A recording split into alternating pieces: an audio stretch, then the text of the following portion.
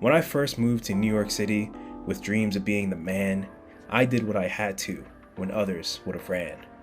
In the dead of winter, I made my 2-hour commute to the edge of Brooklyn.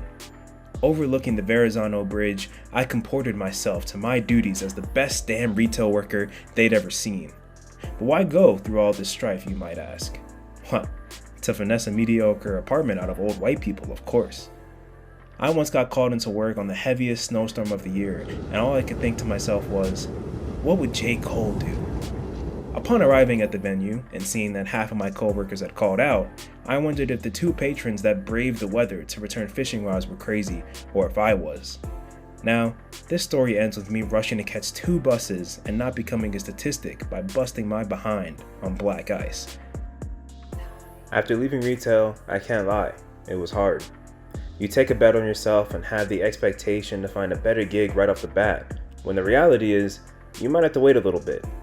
Through no fault of your own, you could be waiting weeks or months before the right opportunity presents itself.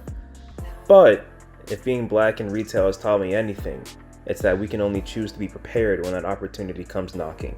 Leaving retail wasn't a hard decision. I always viewed it as something temporary in order to attain what I really wanted out of my career.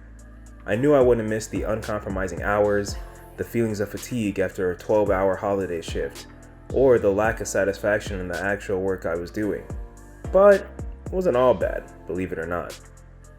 Working retail taught me how to work on a team, even with those I didn't care for, how to appeal to customers' desires, which helps when pushing a product you actually care about later on, and what I feel is the most important when looking for any job, which is knowing my worth. Now that's something you can only learn by being treated less than what you value yourself as.